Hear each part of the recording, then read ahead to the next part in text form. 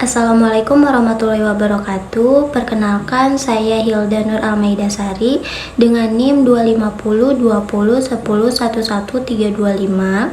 Saya dari kelas MJ 218, mata kuliah Pendidikan Pancasila. Pada video ini saya akan menganalisis sebuah kasus yang terjadi di Kabupaten Tabanan, Bali, yaitu kasus seorang pria yang diduga mencuri ayam kemudian meninggal dunia setelah menjadi korban pengeroyokan oleh massa. Kasus ini sangat menarik untuk dianalisis karena selain berkaitan dengan dugaan tindak pidana, juga menyangkut dengan nilai-nilai Pancasila, hak asasi manusia, serta prinsip negara Indonesia sebagai negara hukum. Pertanyaan utama pada kasus ini adalah apakah seseorang yang melakukan kejahatan itu bisa dihukum secara langsung oleh masyarakat tanpa harus melalui proses hukum.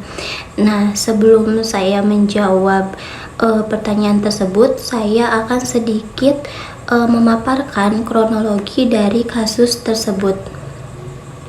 Jadi, berdasarkan dari pemberitaan detik.com, seorang pria yang berinisial KD diduga mencuri ayam aduan di Banjar Dinas Juuklegi, Desa Batunya, Kecamatan Baturiti, Kabupaten Tabanan, Bali. Kasus ini terjadi pada hari Jumat tanggal 24 Juli 2026 sekitar pukul 1.30 waktu Indonesia Tengah. Kemudian warga akhirnya mengamankan inisial KD yang diduga mencuri ayam tersebut. Namun situasi berkembang menjadi tindakan kekerasan.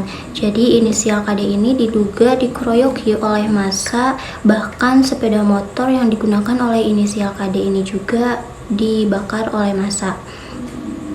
Lalu proses selanjutnya Polres Tabanan menetapkan 5 orang tersangka dalam kasus ini, dalam perkara ini.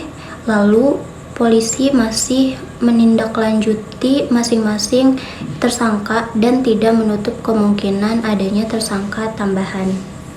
Nah, setelah pemaparan kronologi kasus tersebut, saya akan menganalisis berdasarkan nilai-nilai Pancasila. Yang pertama itu sila kedua yang berbunyi kemanusiaan yang adil dan beradab. Pada sila ini, setiap manusia itu memiliki martabat dan harus diperlakukan secara manusiawi. Jika ada orang yang melakukan pencurian, itu tidak dapat dijadikan alasan untuk kita melakukan kekerasan terhadap orang tersebut.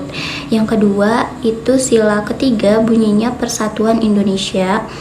Persatuan ini seharusnya diwujudkan dengan saling menjaga dan menyelesaikan masalah secara tertib. Persatuan tidak boleh berubah menjadi kekerasan kelompok dan tekanan massa. Lalu selanjutnya sila keempat yang berbunyi kerakyatan yang dipimpin oleh hikmat kebijaksanaan dalam permusyawaratan atau perwakilan. Nah, masyarakat di sini seharusnya dalam menyelesaikan masalah itu harus dengan perilaku yang bijaksana, bukan dengan perilaku emosional. Jadi, masyarakat itu harusnya mengamankan orang tersebut dan menyerahkan orang tersebut ke pihak yang berwenang. Orang tersebut itu maksudnya orang yang terduga melakukan tindakan pidana tersebut. Lalu yang terakhir itu sila kelima berbunyi keadilan sosial bagi seluruh rakyat Indonesia. Nah, keadilan di sini berarti berlaku untuk semua pihak. Jadi jika pencuri terbukti maka jika pencuri terbukti maka pelakunya harus diproses, dan jika pengeroyokan itu terbukti maka pelakunya juga harus bisa bertanggung jawab. Nah, setelah menganalisis berdasarkan nilai Pancasila, mari kita bergeser untuk menganalisis berdasarkan prinsip negara Indonesia itu sendiri, yaitu negara Indonesia sebagai negara hukum. Indonesia adalah negara hukum yang sebagaimana ditegaskan dalam pasal 1 ayat 3 Undang-Undang Dasar Negara Republik Indonesia tahun 1945. Konsekuensinya adalah segala persoalan itu harus diselesaikan berdasarkan hukum. Nah, dalam kasus ini terdapat dua persoalan yang harus dibedakan. Yang pertama itu persoalan dugaan pencurian ayam, dan yang kedua yaitu persoalan dugaan pengeroyokan sampai menyebabkan kematian. Nah, dua persoalan ini harus diselesaikan berdasarkan hukum dan bukti yang ada. Selain itu, ada juga prinsip praduga tak bersalah. Artinya seseorang yang baru berstatus terduga itu tidak boleh langsung dianggap sebagai yang bersalah sebelum kesalahannya itu bisa dibuktikan melalui proses hukum. Karena itu dalam kasus ini main pihak sendiri dalam kasus ini itu menjadi persoalan serius, karena masyarakat mengambil alih fungsi yang seharusnya dilakukan oleh penegak hukum dan aparat hukum dan pengadilan. Nah, setelah menganalisis berdasarkan nilai-nilai Pancasila dan berdasarkan prinsip negara Indonesia itu sendiri, menurut pendapat saya, kita sebagai masyarakat memang berhak merasa marah dan merasa tidak aman ketika adanya peristiwa pencurian.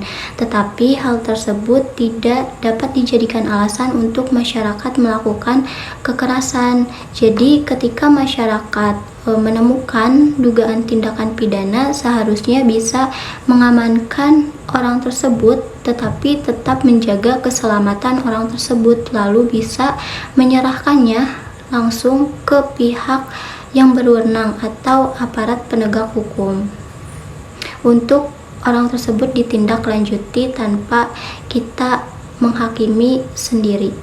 Nah, pandangan saya dalam kasus ini adalah kita tidak boleh membenarkan adanya pengeroyokan sampai menyebabkan kematian, tetapi kita juga tidak boleh mengabaikan peristiwa pencurian ini yang menjadi awal terjadinya kasus ini. Maka dari itu, kedua persoalan ini harus ditindaklanjuti secara objektif dan berdasarkan hukum serta bukti yang ada. Nah, setelah kita mengetahui dan menyimak dari kasus tersebut, solusi yang bisa saya tawarkan untuk kedepannya adalah kita sebagai masyarakat harus meningkatkan kesadaran hukum dan meninggalkan budaya main hakim sendiri. Apabila kita menemukan dugaan tindak pidana, kita harus bisa mengamankan situasi tanpa melakukan kekerasan dan menyerahkan yang terduga ke aparat penegak hukum. Lalu untuk aparat penegak hukum juga mungkin bisa lebih cepat, transparan, objektif, dan profesional dalam melakukan proses hukum tersebut, sehingga kita juga sebagai masyarakat bisa mempercayai proses hukum yang berlaku. Nah, yang terakhir saya menyimpulkan bahwa dari kasus ini bahwa pentingnya penerapan nilai-nilai Pancasila dalam kehidupan sehari-hari, seperti sila kedua harus saling menghormati sesama manusia, sila ketiga harus selalu menjaga persatuan, dan persatuan tidak boleh berubah menjadi tindakan kekerasan, dan yang keempat itu kita harus menyelesaikan segala permasalahan dengan bijaksana, dan yang terakhir sila kelima itu kita harus bisa menjaga keadilan sosial bagi seluruh warga Indonesia.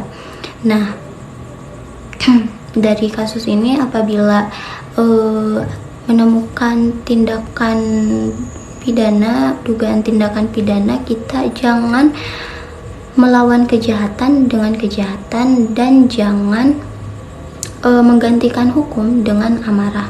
Jadi keadilan sosial. Jadi keadilan yang sesungguhnya adalah ketika keadilan itu bisa berdiri secara adil, manusiawi, dan sesuai nilai-nilai Pancasila. Bukan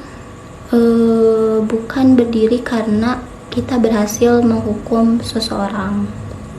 Mungkin itu saja yang bisa saya sampaikan dalam analisis saya terkait kasus pencurian ayam tersebut. Kurang dan lebihnya saya mohon maaf. Wabillahi taufiq wal hidayah. Wassalamualaikum warahmatullahi wabarakatuh.